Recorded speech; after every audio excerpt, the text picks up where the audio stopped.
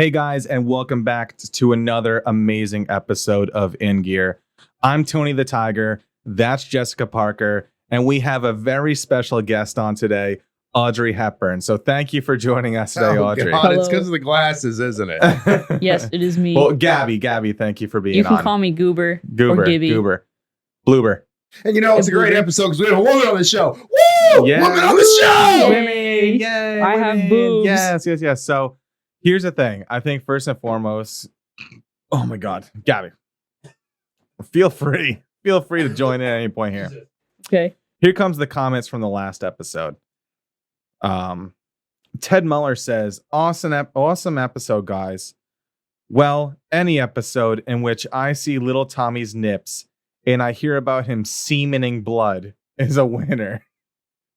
How about them Chiefs? So Ted says, how about them Chiefs? So I think, wasn't it Ted who said, how about the Chiefs last time? Yeah, but is this what he's going to say now? Does he just want to he wants to get a reaction out of me? I think it's clear what's going on. Gabby, he wants to see me get upset about the Chiefs. Yeah, well, so Gabby, I don't know if you know this, this is for you, Ted. I'm going to look right into the mic for this, or right into the camera. Dear God. Ted, fuck them Chiefs. All right, there you go. Gabby, are you a sports fan at all? Any sports you follow? Like, could you give a shit less about sports? I don't know anything about sports. I can't play sports or anything. You play sports? You gotta play something, right? Nothing in high school? Nothing. Twister? Yeah, no, competitive Twister. But nothing. You really don't give a shit less about it. No. I'm the same way. I don't know anything about football. I'm consistently asking Justin, hey, do they just like score a goal, a basket, or whatever the fuck? I'm like, hey, dude, this is golf. Oh, okay, cool. So yeah, I wonder if there's a reason for that, don't you? Why people don't like sports or just not interested in it. Is it a jealousy of not being able to play the sport? Or do you think it's just a lack of interest in seeing people just play a sport that maybe you don't care about? Like, is there anything like, for me, I try to think of like something that might relate to my life that I genuinely enjoy doing. Like, is there competitive podcasting? That'd be dope. Competitive podcasting. I don't Probably. know. You know what I mean? Like, I don't know where like the psychological, or maybe it's not psychological. Like, what is it that just draws people away from sports, or maybe why they don't like sports? I think it's pointless. I mean, yeah, you're throwing a ball back and forth. So what? Yeah. I mean, why am I going to spend really good a couple at hours?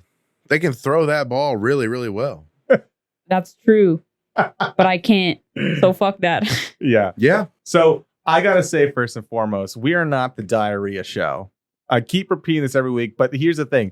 We consistently have guests that have great shit your pants stories and diarrhea stories. Oh, you don't have a shit your pants story, do you? Do you have a shit your pants story? Because we need, now we're getting towards this line of we're the shit show. I don't even want to be the shit guy. I don't want to be the shit show. I don't want to be the shit guys. This is where you come to get all the fucking happenings of what's going on in my pants. Yes. So do you have a shit story? I do. I think everybody does. At some point in their life. Yeah, that's a good bet. Yeah.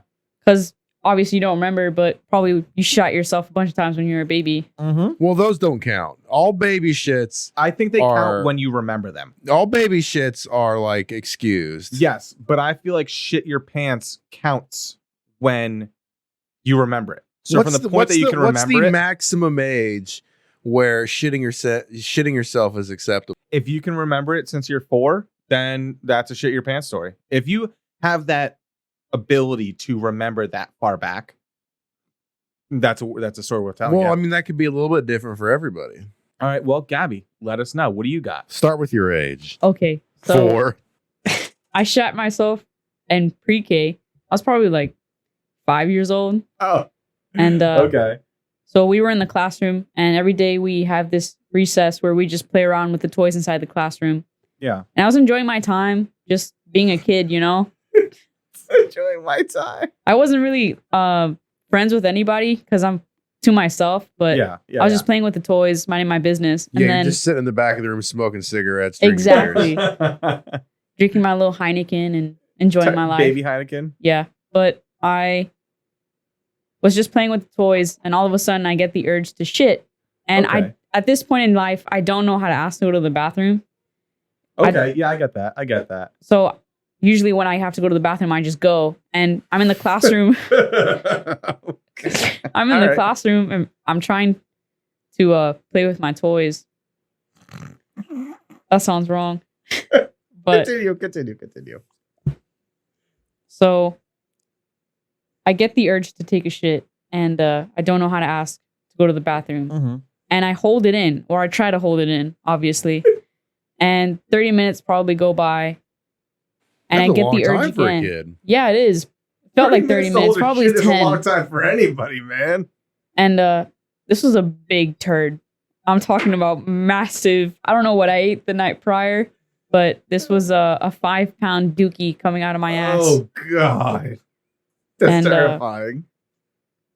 I just sit in a corner and I quietly poop my pants. Okay. I didn't think there would be any consequences. I thought, maybe if I just poop it out, just disappear and nothing will happen. It just goes away. Exactly. Just a little bit, though. Just a little. Let me Yeah. just poop this out real quick. All right. And okay. I thought maybe it would be like a little poop, not too much, just let it go. Not too much. Just a little bit. Not noticeable. Yeah, just a little shit. Who cares? I didn't know that it was going to be a 5-pound monster coming out. And once you start, you can't really stop. No. You're in it to win it. No, at that I point. realized that when I started pooping my pants that I couldn't stop. So I'm sitting in the corner and my teacher goes, "What's that smell?" Uh-oh. And she starts questioning everybody like, "What's that smell? Who pooped their pants?" Who did it? Who shit themselves? Oh, I need God. to know. Yeah. So you're getting called out in front of the class. No. I think She she was didn't know asking it the was whole me. class, right? Yeah, she goes like, "What's that smell? Who pooped their pants?" Because obviously it's pre-K, so these teachers are Yeah, already they need to expecting. know so they could change you and They're stuff. already yeah. expecting somebody to poop their pants at one point. And I didn't have the courage to say it was me. So I just kind of hide and pretend that, oh my God, I don't know who just pooped their pants. That's disgusting. Oh my God.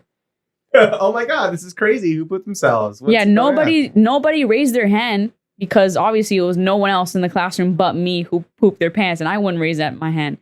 So she decides to line everybody up like a firing squad about to get shot. And she Oh God. she goes one by one, pulls their pants and sniffs. And then Hey, like, she goes down carry the on. line. Yeah, she goes down the line. I'm like somewhere in the middle. She opens my pants, probably sees my shitty butt. And then she closes it back, turns me around. She's like, "Go to the bathroom." I go to the bathroom. What are you and supposed to do in there? No, Like you don't have it changed the clothes, just ready to go. I do. No, yeah, I want to hear this because I have a question for you after this. Continue. I'm so hyped for this. Go. All right.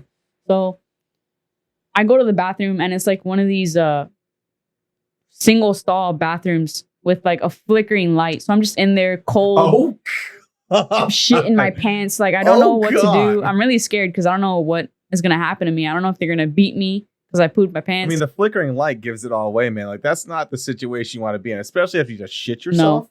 And then There's not too many scenarios you want to be in with shit in your pants, though. I can't imagine a time where I'm like, you know what? really I'm happy uncomfortable. I'm filled with shit right now. And I'm waiting in the bathroom and one of my bigger teachers come in. Oh, She's really mean. God. I never liked her. She comes in and she looks at me like, "What did you do?" Just completely disappointed in me. What?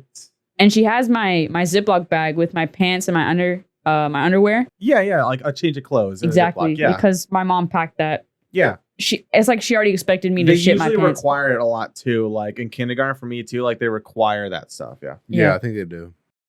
So she goes in there, starts wiping my butt. It's like, "What did you do?" Because there's so much shit smeared in between my ass cheeks. And it feels like an hour.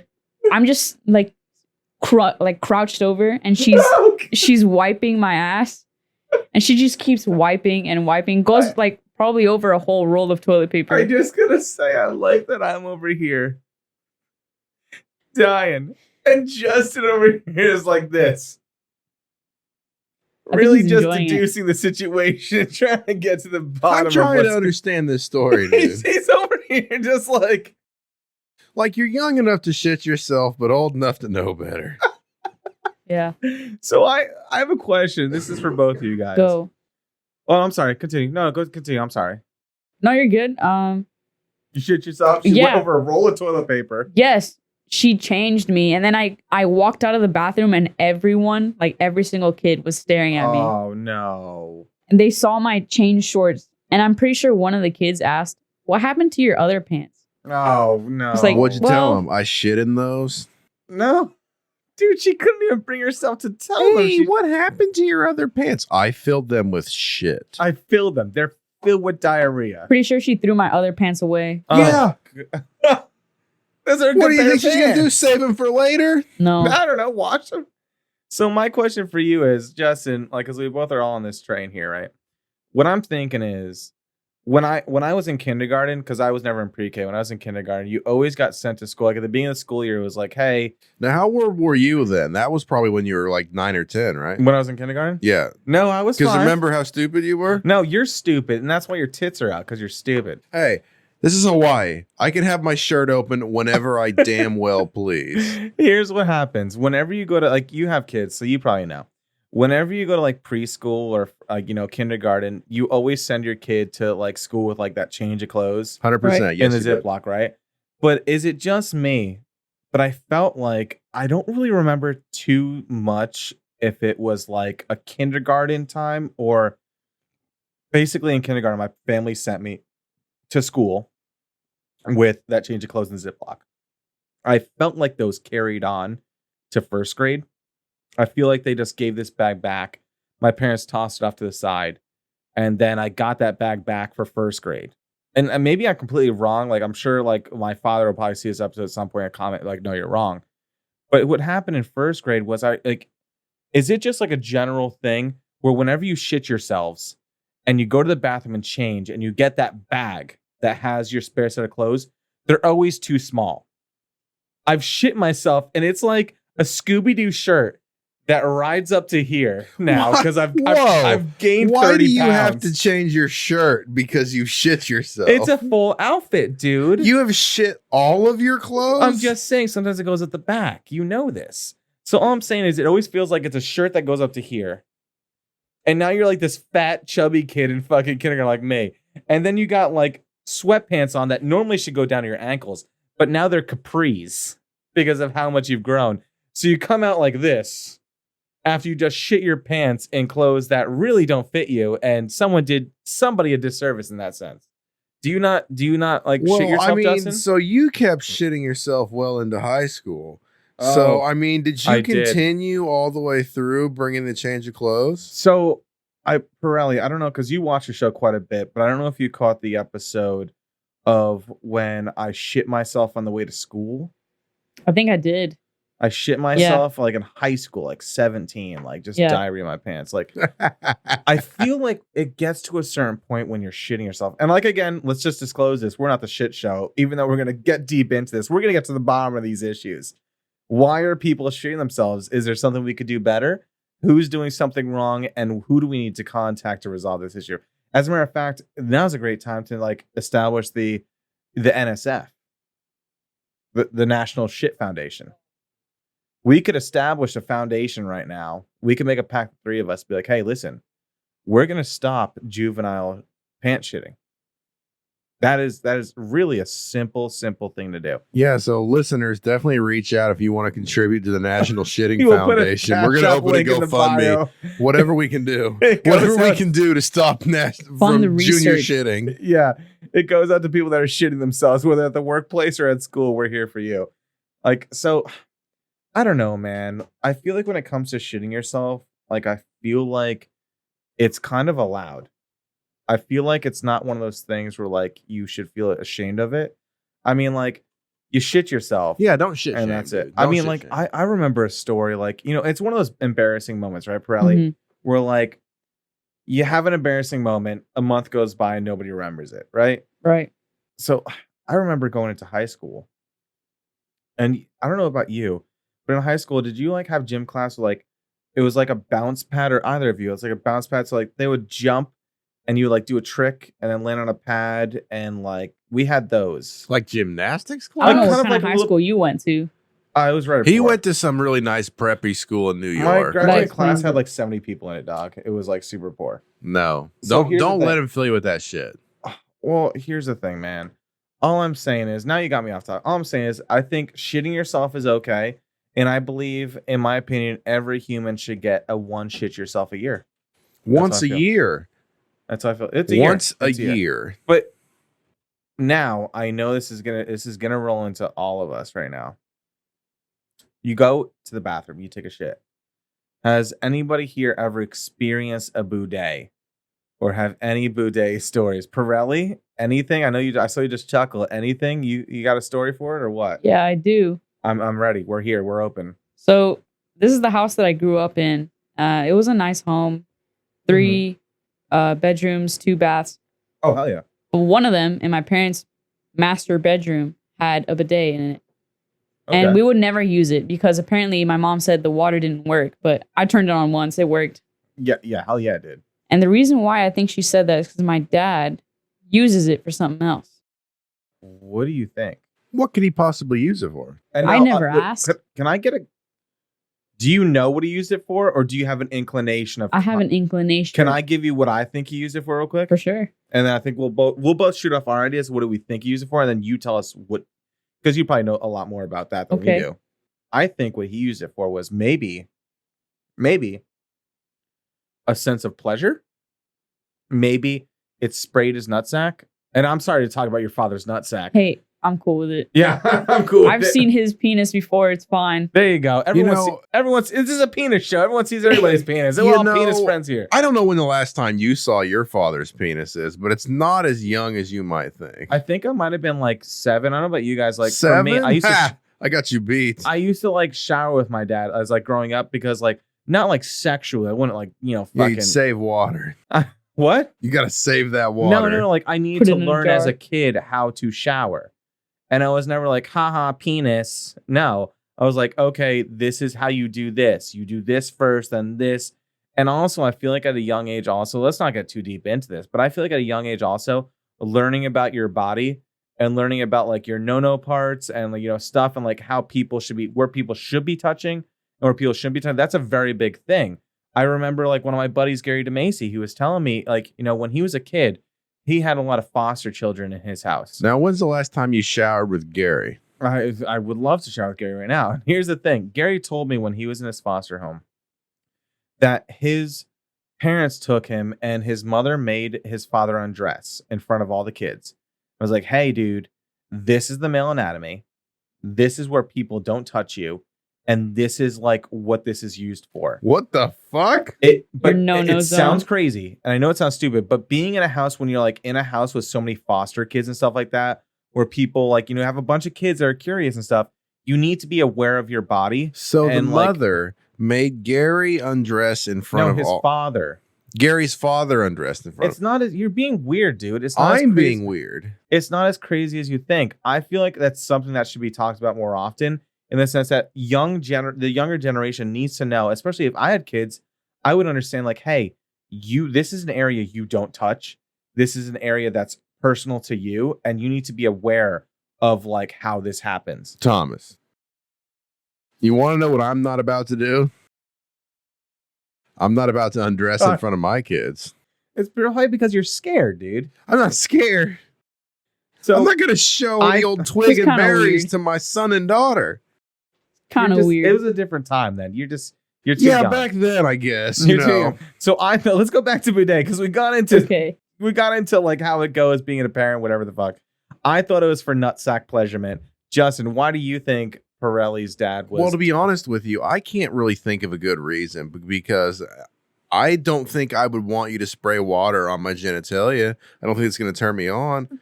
So I can't think of a great reason that they would say that. What do you think, Pirelli? All right. So my mom told me that it didn't work, right? But my dad would use it.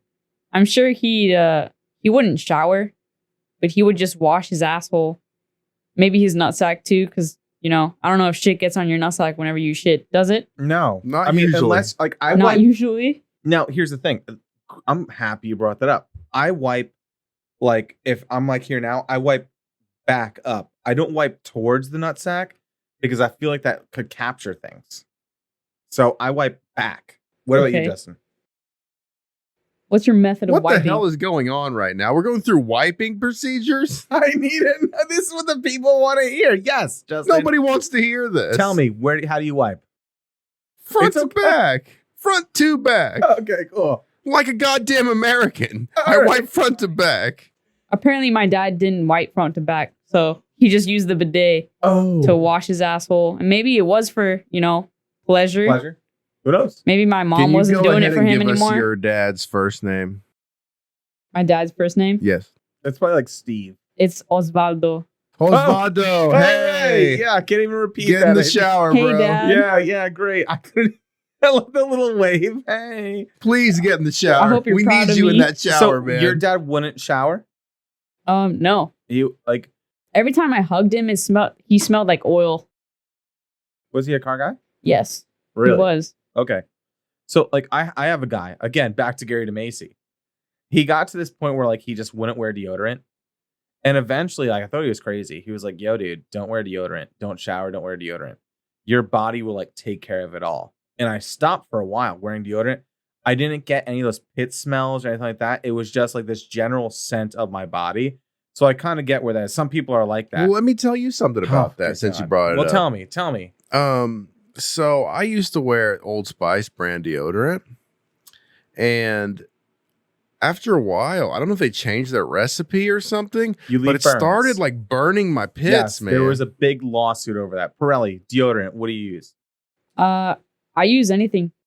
Degree? I use Degree. Exactly. I use Degree or Old Spice. Those are usually the two that I use, and they don't do anything for me. Actually, Old Spice, I would get smell after using it. Really? I'm more of like so I've tried, like, I'm a big Howard Stern fan. I don't know, are you aware of who Howard Stern is? No.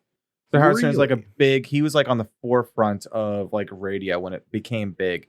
And basically the way it worked for him was like he was pushing the boundaries of being in public radio and being like, he would have guests on, like he would have female guests on and be like, yo, show us your tits.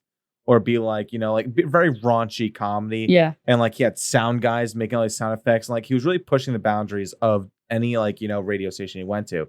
And he was on the forefront of XM radio, that uncensored radio where you could say fuck, tits, ass, balls, wherever it may be, right? And he turned me on to like using deodorant that didn't have, I believe it's aluminum oxide. Yeah. Aluminum, right? Right. And he turned me on to that. So I started moving to these more natural alternatives to deodorant. Like let's be honest, you can buy a double pack of Degree for like $5. But if you go to buy like, like a single stick of natural deodorant, it's like 12. Right. It's expensive. But continue. You said, deodorant lasts forever. Out of one stick, what do you get? 3 months? Yeah, 3-4 months. Yeah. Yeah, it's quite a while. But I'm sorry to cut you off. You were saying like he always smelled like oil because he was a car guy. We'll probably touch on that in a second. But he always smelled like that, and you had these other inclinations as why he used the bidet. That's pretty much it. I thought like so it wasn't for pleasure. He just used it to wash his ass. I never asked him. You think it's more like a natural thing? Like he wanted to naturally clean himself? Well, of course you never asked him. What are you gonna do? You're gonna go up, hey dad, like what turns you on? Is it the bidet? Is it the bidet, Dad? I know it wasn't my mom. Whoa! Why? Because they got divorced. Oh no! It's not an oh no thing. It's a hooray.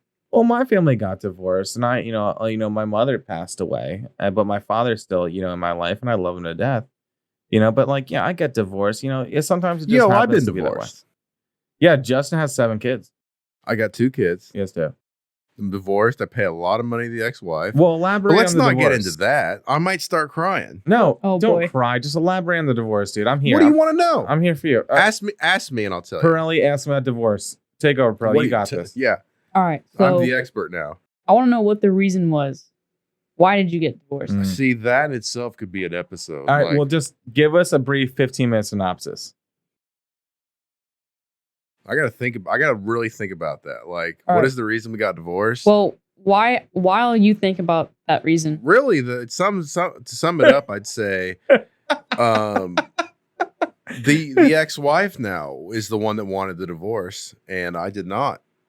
So you can't be like, oh, hey, husband, I want a divorce. Too bad. I'm not giving you one. So we got divorced. I feel like a lot of the times, I was just reading a statistic about divorce. A lot of the times it is the women who divorce the male. It's like 80% of the time. And I don't mean to like shit on women. Like I feel like to be like play devil's advocate, I feel like there are as equal amount of contributing factors to divorce. And I also feel like men can be as shitty as women can be as shitty. Like it's not this just like women are the reason for divorce, women divorce men. Like, I get that. Like, I've had, problems in my, relationships and stuff like that. And I always think to myself after this, the woman I'm with just chews me out and shits on me. Like I might in the heat of the moment. I don't know if like you feel this way, like if you've been with like, anybody, like relationship wise or whatever it may be. But I feel like after like, if you do something shitty or like it doesn't go the right way, they make it seem your fault. And, at the heat of the moment, you're like, whatever, fuck you, it's not my fault. But then it also gives you that option and that time to like take a step back and actually focus. Like, am I actually the problem? Like, what am I doing wrong? Because I know for a fact in my relationships, like the women have always left me. And that's not a statistic. That's just my experience. They've always left me. But then it actually like at some point I have taken this moment where it's like, hey, maybe like I am doing something wrong. It gives you that opportunity for self-reflection, right? Yeah. It gives you that opportunity to be like, okay, you now have a track record. What's really going on here? Well, I thought about that myself with my relationship and like, hey, if you didn't already know, I am remarried. Yeah, he has a wife. So like if this one doesn't work out, then I'm forced to be like, yo, maybe it's not her, it's me. Yeah. Maybe it's not these other multitude of women. Maybe it's me. So this one has to work, or I have to really take some introspective look at myself. Yeah. Well, how do you feel about that, Pirelli? Do you feel like it's like mutual? Like, I think it's a basis on the relationship, because on my parents, my dad wanted the divorce. My mom didn't want a divorce because she depended on my dad. Yeah. But they had a really rough relationship, especially back in 2008 when that crash happened. Yeah. And they just couldn't take it, their relationship. So they just kind of went their separate ways. And even though they still feel feelings for each other, obviously, they cannot be in the same room with each other and not argue. That's all they would do all the time. They would just argue. Yeah. So he couldn't stand that. And he just wanted to live his separate life. So let me ask you this then. So your relationship, are you good with both your mom and your dad? Not my dad necessarily. I don't talk to him much because he lives in Cuba now. Okay. And communication is like very sparse, but I love them both. Do you think that had something to do with a divorce? Like maybe he wanted to go back to Cuba or? Oh yeah, for sure. She didn't want to do that? He didn't want to stay in the United States. He wanted to go to Colombia or Cuba or Canada, somewhere else where he could make a living and live the way he wanted to live. But my mom wouldn't support that. And yeah, I kind of take that lesson into my life now, like in my relationships. Like my mom would always tell me, you have to listen to the man in the relationship because eventually he's going to make a real traditional kind of woman. Exactly. He's going to make a decision that you have to support him in, because if you don't, the family's going to collapse or disassemble, which is what I kind of go by now in my relationships. Is if I'm going to be with someone, it has to be someone that I'm willing to support in whatever they want to decide, because I'm putting my faith in them to carry me. Well, I think you're kind of in a real special kind of situation right now where you have a unique look at things that maybe a lot of other women don't have. Maybe they do. I'd say more now than in the past, where it's actually super unique. You have a pretty decent career yourself that you're working on. So you don't necessarily need a guy for support. No. You can take care of yourself. Right. And that's what you're doing right now. So now you have the opportunity. And that's good, because then when you get with a guy and you want to develop a relationship, if they don't like meet whatever needs you want or have that kind of connection you want, you don't feel like, well, I don't want to give up this relationship because he can take care of me. No, you don't need that. Right. So you can just get with the right person. Right. And so that's really good. I agree with you. Like, I feel like, like you just said, like being self-sufficient. You always hear that sort of saying where it's like, hey, if you're not comfortable with being alone, then you can't be with somebody. Right. Everyone always says that. Yeah. And I always like, when I was very much younger, I thought to myself, that's bullshit. I could be with anybody I want, whatever I want. But then I really thought to myself, if I'm okay alone and I can support myself alone, then I have the opportunity and the ability to be picky. But if I'm somebody who needs to rely on somebody, then my standards lower. And now I have to be really like, kind of like take what I can get. Because if somebody, even though they may treat me shitty, if they provide for me everything I can, then I get that. But like you said, like, with your mother, when she said, hey, you have to support the man, I guess I understand. I don't want to say I agree with it. I understand the traditional aspect of it. Yeah, it's a real traditional outlook. It's very traditional. I get that. But I also feel like, like the woman's opinion, matters equally as much as the male's. And like for me in personal experience, like the support, and I think it goes both ways, male to female, female to male, male, female, female, whatever your case may be, whether, whatever your preference is, right? You need to be with a partner that will support you no matter what. Even if you feel like, I've had moments where I know I'm wrong, or like I feel like I'm right, but maybe my partner feels like I'm wrong, but they still support you, right? They're like, yeah, like they back you up.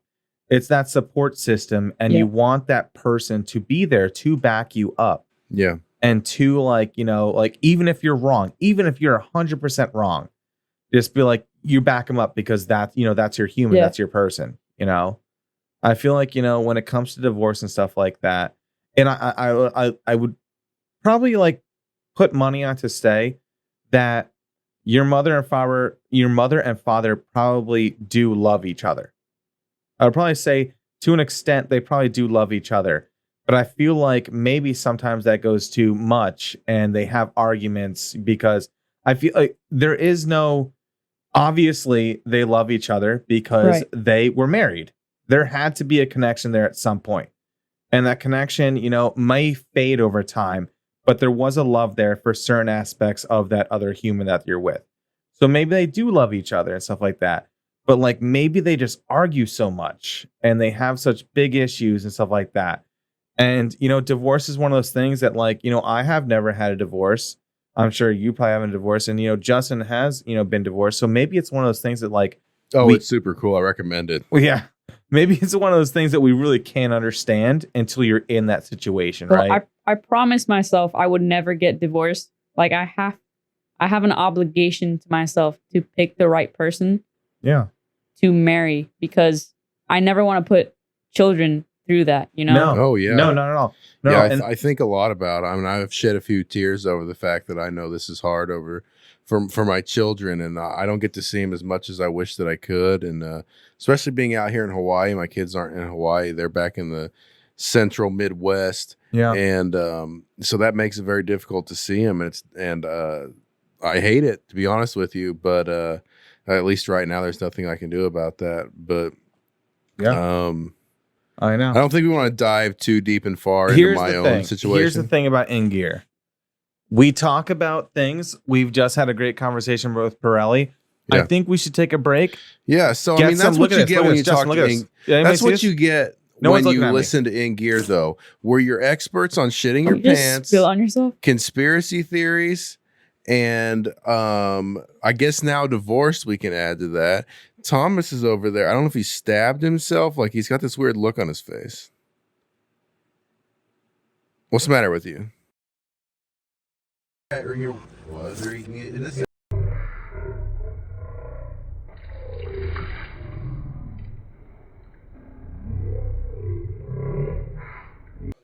just spill on yourself? I genuinely thought that I had drank my whole whiskey. You just spilled on his pants. I went to prove a point and tipped out my cup. I am literally covered in whiskey right now. So you spill whiskey all over yourself. I'm going to stand up and my hands are dripping.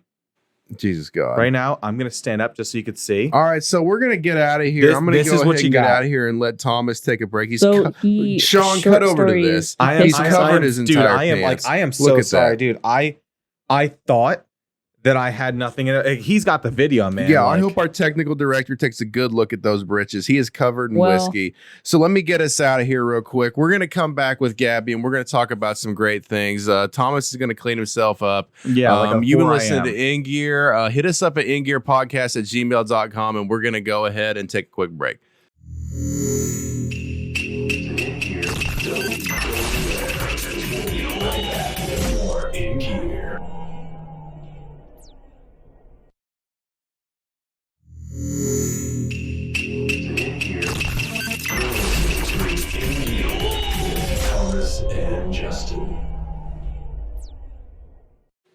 And welcome back to In Gear. I'm Jesus Justin. That's Satan Thomas. And in the studio today, we have a great guest. We've had her on the first half. We're bringing her back for the second half. Too good Gabby's to not here. bring back. What's that now? She's too good to not bring back. Too good to not bring back. Now, I want to go ahead and throw out a question to you. It's a little bit of a curveball. We love asking all our guests this question, and I think it's my turn to go ahead and throw it out there. Go ahead. Gab. We're on that level. I can just call her Gab now. How much does penis size matter to you on a woman? So, penis size mattered, past tense, to me because my first boyfriend, that was right after high school. He, I would consider, had a pretty girthy dick. Okay. Pretty wide. Oh, well, Yeah. God bless him. God bless him. I know. He had those Irish genes, I guess. Oh, God. It's like a tuna can. Yes. Well, I'm tuna can Tom, so he could be cheese wheel Irish guy. He was like maybe 5 inches, but it was pretty girthy. Like a cup. It's not really the length. It's was the like girth. It's like a can of Pepsi. Can of Pepsi. Jesus Christ. Or maybe like a White Claw. Oh, yeah. Ooh, yeah. White Claw. Oh, that's what a you good can analogy. compare It's it a little to. longer, yeah. Correct. So I was scared to have sex with him because of that. As I'm a was pretty I. small person. So Yeah. I'm like, it's going to fucking hurt. Yeah. So Yeah, we I were gotcha. dating for a couple months and he tried to have sex with me a couple times. And I'm just like, nah, bro. Like, this shit's going to hurt. I don't want to. And yeah, it was too big. I didn't want to. I hate it when that happens. So dude. would you say there's like an idea of like there is a sense of too big? Yes. So like there's a point where like too big is like you don't get as much pleasure as you would maybe be someone who's not as big. You need to like gauge that person and how you would like it, because as a smaller person, you obviously don't want like a 6-inch fucking monster cock in front of you, right? Yeah. Because it's going to hurt. It's not going to be as pleasurable. Well, I want to just personally thank you for saying 6-inch monster cock. Thank you for you. I think there's a lot of our listeners out there like, you know what? Thank you for you. Well, And she said 6-inch monster cock. I was so like, oh I my feel God, great about really? that. Thank you. That means so much to me. Yes. Jesus But Christ. I got you on that. It's like, like there's that borderline where it's like, okay, like I feel like there's so much more to it than size, right? It just happens to be like there's that chemistry. There's, the motion and stuff like that. There's so much more to it. You know what I mean? Like, Right. I'm sure you could probably like give us some better insight on that. You kind of get what I'm talking about, right? Yeah. Yeah. So You have to know how to use it. yeah, it doesn't matter how big it is. Exactly. If It's like a tool. Yeah. Yep. Yeah, She's right. yeah, of course. So obviously, penis size matters to you on a woman. It does. on a woman. And they always say bigger is better. That's not true. No. Bigger isn't better. You got to measure how much to use. Well, I just want to cut you off real quick because I feel like you're missing a key piece of this. Like, we're wanting to understand if you're to get with a female, And this is a how gender big neutral. do you Hold on. want her penis to be? This is a gender neutral question. Yeah, So we asked the men. we this ask too. men, women this, and it's a very blatant, weird question. First of all, let's not disconcern, just throw away the fact that she gave an incredible response that probably has given most men that listen to our show an incredible amount of confidence. So thank you for you. You're doing God's work. Absolutely. So thank you. Yes, thank you. Yeah, we'll put a big word up into the We'll man put a big word upstairs. into the big guy, right? Like, hey, yo, Pirelli, she's got to get up there to that guy, right? Uh-huh. But if you were a male or a female, it doesn't matter, whatever your preference is, right? Okay. Does a woman's penis size matter? All right. Yes. So if you're getting with this woman, do you want her to maybe have a large penis? Do you want her to have a small penis? So depending on her arsenal of strap-ons, Mm-hmm. you know, Yeah. Oh, okay. if she Okay. had, an arsenal of between 8 inches and 4 inches, I'd probably choose between, 5, 5 and 6. And So it does matter. it does. It does matter. Because Okay. you don't want something pushing into you all the time. No, You know what I That's mean? been my amount of pain- problem. Oh yeah, Yeah. right. There's a certain amount I of hate pain. when they push into me, dude. Yeah, Yeah. I know you guys experience that, especially because, prostate, but Oh fuck. Okay. She said prostate. All dude. right. Okay. Delete the all whole right, episode. Okay, that's fair. Delete that's fair. everything. All right. But yeah, you don't want to be uncomfortable. No partner wants to be uncomfortable No. with the other, right? It's a mutual experience and stuff like that. So That's Justin, great. Hey, let me go ahead. Watch this, Pharrell. You're gonna love this. Let me go ahead and switch gears here. I wanted to go ahead and hit on real quick. You mentioned before the break that your family is at least partially from Cuba. right. I know that Thomas, he's originally from Cuba. No, He was I'm adopted. Cuban. I'm not from there, but I'm Cuban. You're Cuban. I'm sorry. He was adopted at an early age, and so his heritage is more from Cuba. And I kind of wanted to see, what was your experience with Cuba? How much time did you spend in Cuba? And then even in the United States, were there Cuban traditions that you observed, or how'd that work out? Yeah. All right. So I was born in the United States as a first generation American. Okay. Oh wow. Both my parents are from Cuba. They're both from the farm, so they're pretty dumb. What's the farm? The farm is the countryside. In Cuba. So they weren't exactly educated. My mom never went to college. She did graduate high school, Okay. Cuban high school, but she didn't go to college. She was in the Cuban military as well as my father was. That's no hot. shit. That's My hot. father was in the That's Cuban Air Force. But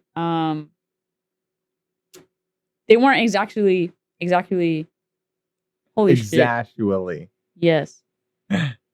Educated as we would be. Yeah. There's that difference there in Exactly. the education systems. Yeah, I got you. So I spent a couple of summers in there in Cuba, living with my grandparents and my my dad. He had a house in Havana, and we would just stay there. So dope. And What's the weather like in Cuba? Is it just always hot? it is always warm. Pretty much year round, or do they get winter? Or They do get winter, but I was never there exactly Okay. during the winter. Is there winter compared to us in Hawaii now? Because we're getting honestly, we're used to winter in Colorado where it's negative temperatures and super blistering cold. cold. But here we're getting to the winter season where it gets down to 60 and we're freezing. What was it like in Cuba, temperature wise? It's similar to southern Florida. So southern Florida during the winter would get to about lower 50 degrees. Oh, Okay. okay. It gets Pretty like that in Cuba too. Really? Yes. Pretty cool. But then again, I never stayed there during the winter. It was always during the Yeah. summer. So I always spent the time in the sunny side. Hell yeah. It was pretty hot. So both your parents then are from Cuba originally. Right. So did you, even while in the States, did you have any type of traditions or any kind of customs that you would observe in the United States that were Cuban related, or how did So that work? you would hear about quinceañeras, right? Like birthday Oh, yeah. parties. It's when for girls turn 15s. 15 Exactly. and they spend thousands and thousands of dollars. They get their fucking daughters a fucking car and a giant dress. yeah. And it's all about them. It's insane. I've seen quinceañeras. I've been to one, and it's all about this 15-year-old girl. It's insane. They buy them a car. Pretty much, it's either a Nissan, a fucking Kia Soul, or a Geo Metro, or something really shitty, which is fine. So did but- you have one of those celebrations? No, my mom wanted me to have one, but we weren't well off. We were pretty poor. Oh, I was poor. Yeah. Exactly. So I think Tom was fairly poor. I wouldn't have Yeah. gotten a car. I would have gotten at least a party, wear That'd a be nice cool. dress. Hell yeah. Yeah. But, now that's got to be similar. What is the thing in the Jewish tradition where a boy becomes a man? What is that? A bar mitzvah. Bar mitzvah. Yeah. That's got to be similar to that. You have two. You have a bar mitzvah and a bat mitzvah. What's that? So I believe mitzvah? the bar mitzvah is earlier when you recite certain phrases from the Torah, and the bat mitzvah is later on in life where you, a little more intense, a little more evaluate. Kind of like. And what age does that bat mitzvah come around? Huh? The second one, the bat mitzvah. When's that come around? I'm not sure what I can relate to. Honestly, if there's any Jewish listeners out there, yeah, I don't know why I'm asking you. Like, I'm not Jewish, but I have to say, like, for us, like, I don't know if you were like Pirelli, or you guys both were like. So I was raised kind of like Lutheran church, and my mother was Catholic, so kind of like a mix between the two. So I received my communion and then my confirmation. It's like that 2-step thing because we were very poor, but I don't want to say. First of all, I got to say this. I don't want to say we were very poor, but we were not the richest family. Sure. But my family, and maybe both of you can relate, we didn't have the greatest of everything, but both my mother and my father did everything they could to provide us with everything. See, I would agree with that. And I'm very thankful for that. Like, having a family, we might have gotten 1 or 2 gifts on Christmas, but it was just so loving and caring. I don't know. How do you feel about it? What was it like for you guys? Because I know you mentioned, growing up a little bit, on the lower side, like just like us. Like, how was it for you? My mom. So since both my parents divorced, my dad always tried to get everything I ever wanted. So I wanted a camera for my 18th birthday. Obviously got me a camera, even though it was expensive. He couldn't afford it. He did it anyway. Oh, yeah. So he did what he could, though. Yeah. And my mom would always do that, too. She would work constantly. I was in the house alone most of the time because of my mother. Yeah. My mother would work 24/7, and she would get me anything that I wanted because she wanted me to be provided for. Do you feel like there was kind of like that sort of like competition between the two? Like, I'm the father, I'm the mother, but I can do this and I can do that. Do you feel like there was like a slight, because typically when it comes to, kids that are going through divorce, both kind of try to like be like, hey, I'll give you all this, probably because you're going through a tough time and stuff like that. Do you feel like there was, in a sense, a little bit of a competition? There was, at a certain point when I was young in my teens, my dad would always visit at least once a month. Okay. And he would come in, take us to dinner, and then give me like $50. Oh yeah. Just to show my mother that he could provide for me. Okay. Even though I didn't really have a use for that money. So I guess he was just trying to show face to my mother that he could come in, give me money, provide for me.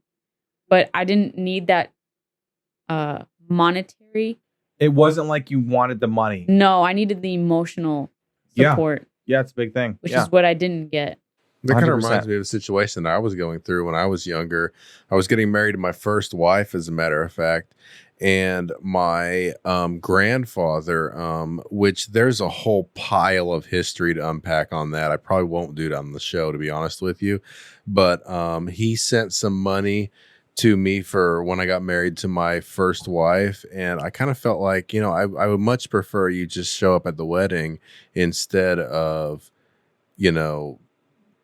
send me money. I don't need the money necessarily. I'd like to have the relationship. Yeah, it's like money doesn't really matter that much. Like when my mother passed away, she left me a great deal of money, right? And all my buddies were like, oh, wow, cool, you got left that much money. I'm like, yeah, cool. But I'd much rather have my mother alive, right? Than have any amount of money.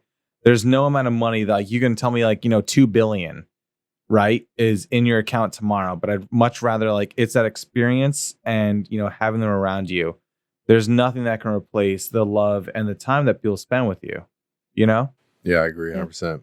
Yeah. So I wanted to go ahead and throw this in another direction. Well, throw another direction. I hope you throw it in the direction I want it to. If you don't, that's fine. But we had some deep conversation. I think it's about time, Pirelli. Pirelli, you see me? Yeah, Pirelli, I see you. You see me? See this? I got you. Yeah. Justin, lighten this up a little bit because I know this conversation all three of us. You already know what's going to happen. Well, I think we're all excited to talk about this topic. It's kind of saving the best for last, if you will. This is where it's going to get a little bit more fun. Let's go deep into this. It'll be a little bit fun. I think all three of us are big fans of the genre of war movies. Mm-hmm. I know in particular, Pirelli, that you are a fan of Apocalypse Now. Can you kind of give us a rundown of what that movie's like for people who haven't heard that or seen that movie, and what your favorite key parts of the movie are there? So the first time I watched Apocalypse Now was not the Redux, but the shorter version. I was really into the military. Well, I always have been. But when I first watched Apocalypse Now, I was about 16 years old. Oh, wow. I was just curious because I've always heard about that movie, and I watched it, and it was really gory, and it made me think about how those people back then experienced that kind of war. Yeah. And the scene that really resonated with me the most is that scene where Walt Kurtz starts talking about the horrors that he's seen, or the moment where he realizes that he's insane. He talks about his experiences. Walt Kurtz is the colonel? Right. Yeah. He talks about his experiences, and he's talking to the captain while he has him captured. Yeah. Martin Sheen. Right. Yeah. You know, it's interesting to bring that up because, like, I was just doing a little bit of reading, because for our listeners who don't realize this, we actually do a small fragment of homework before we roll some tape. Yeah, there happens to be some amount of effort. Like, I got to say, before every episode, there's a good few hours put into this. Yeah, so we do a little bit. Yeah, we do our homework. So I was reading up on Apocalypse Now, and I just caught this. I don't know if either of you are even aware of this, so I might throw a fact that you don't know. But because we're both like Apocalypse Now things. During the filming of this show, it was so rigorous, and some of these guys were going through their own personal problems or whatever it was. Yeah. Sheen, Martin Sheen, it was had a breakdown during the filming of the show, of the movie. I didn't know that, and he had a near fatal heart attack on location. Wow. Really?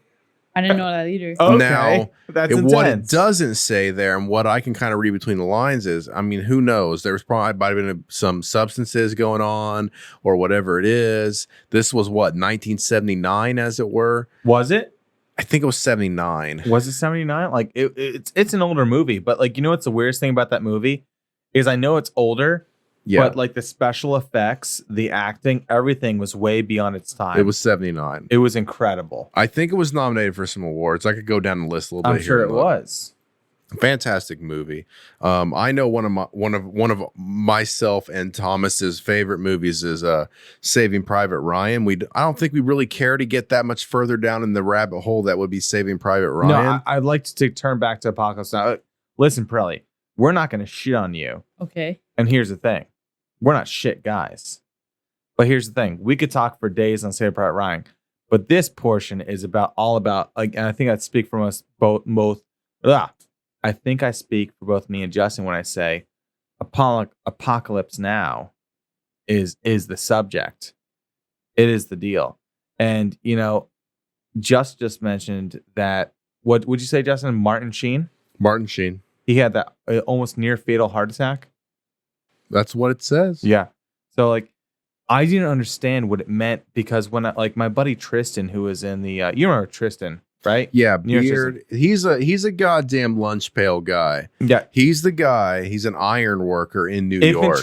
Retired infantry, you know, fucking went out there and he's now an iron worker in New York City, building skyscrapers. And he told me, he was like, you got to watch Apocalypse Now. It is a psychological thriller. And I didn't really understand what he meant by like psychological thriller. And maybe both of you might be able to like explain it to me better. But I felt like, you know, going through the movie and watching it, there were some gory parts and there were those action scenes that you like, you know, you want to see and stuff when it comes to like a military movie.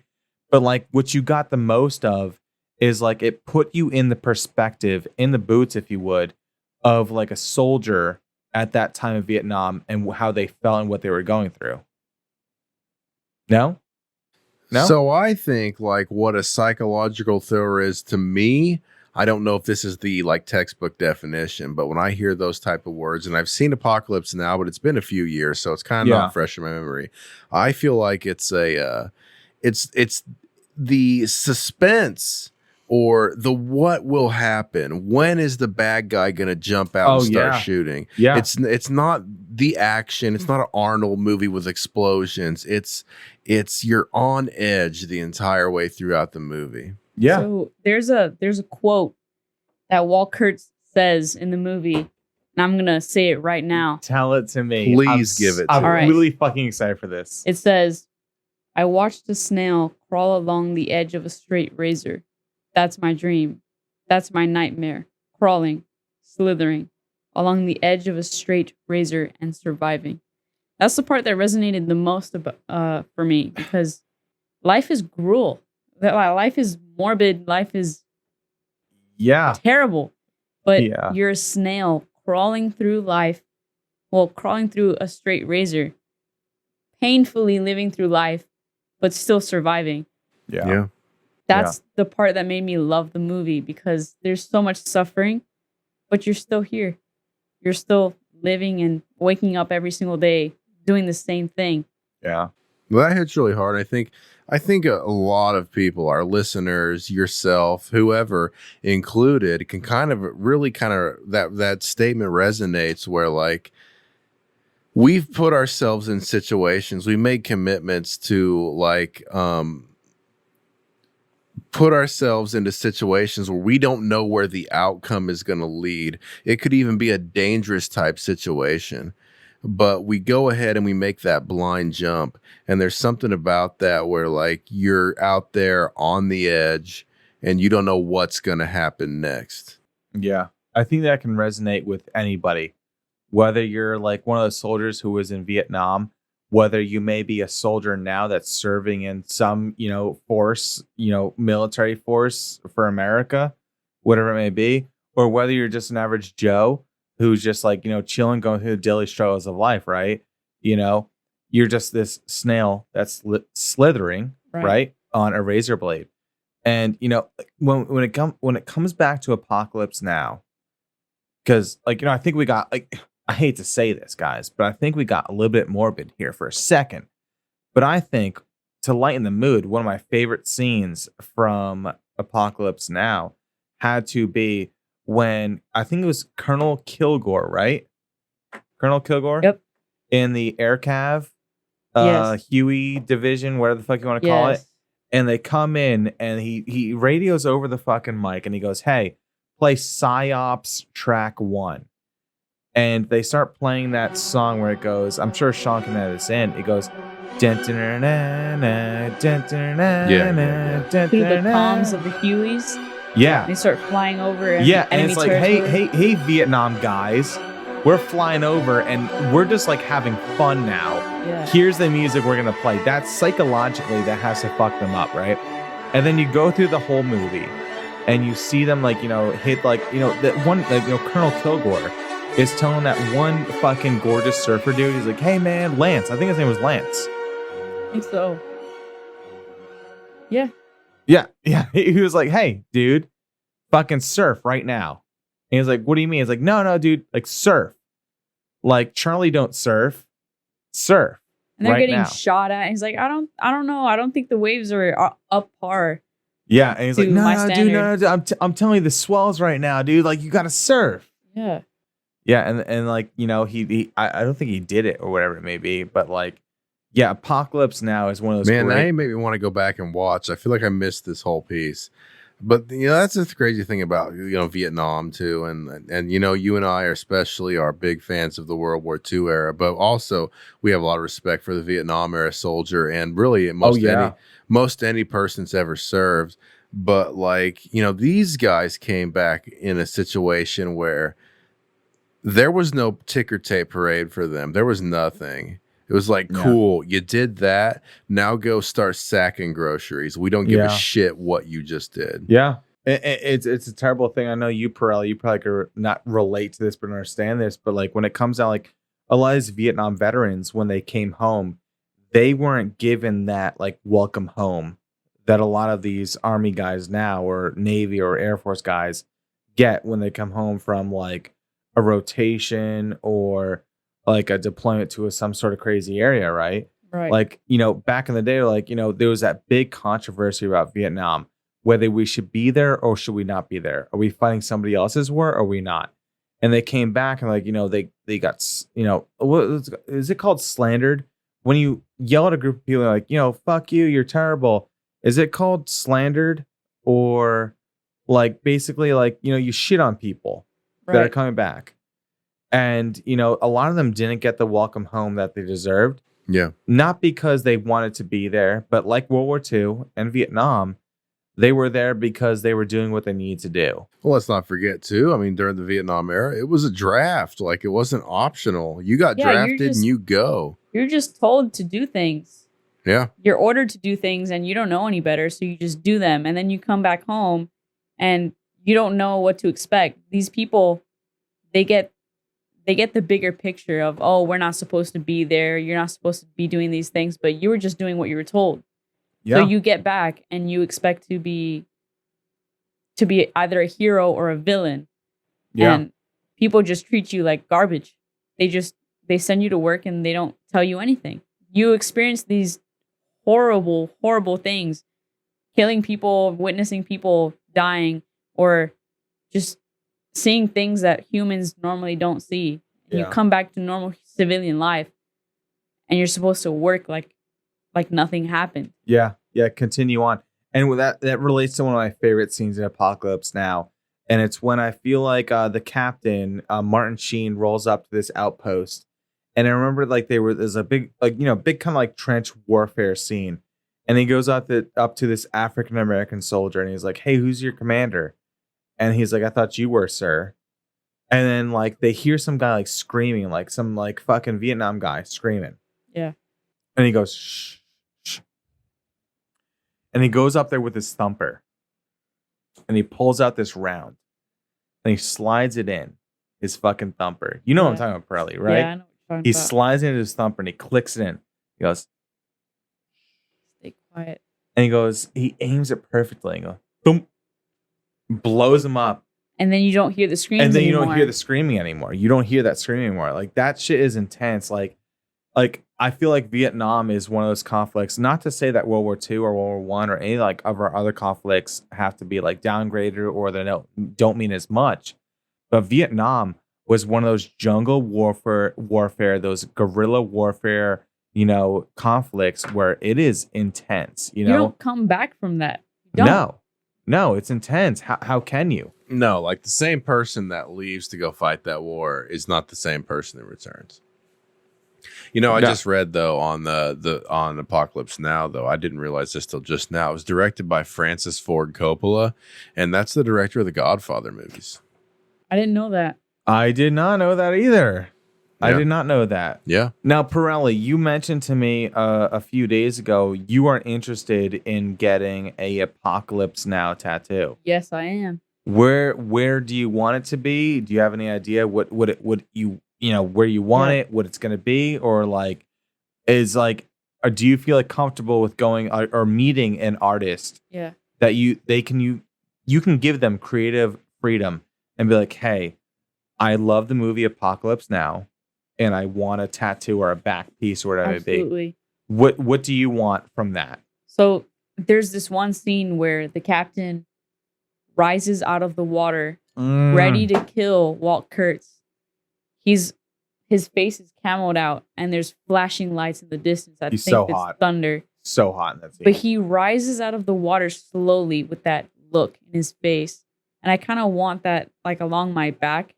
Yeah. But also with the silhouettes of the Hueys. Like, I know it's a cliche thing to have a helicopter on your skin or whatever. Yeah. But the silhouettes of the Hueys in the distance and his face as he's coming out of the water, I think is badass.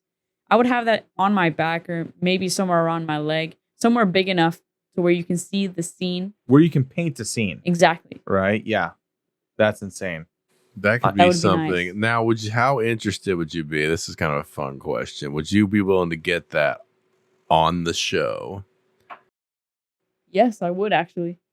Hell yeah. We just need to get a tattoo artist lined up and we can just tattoo people on the show.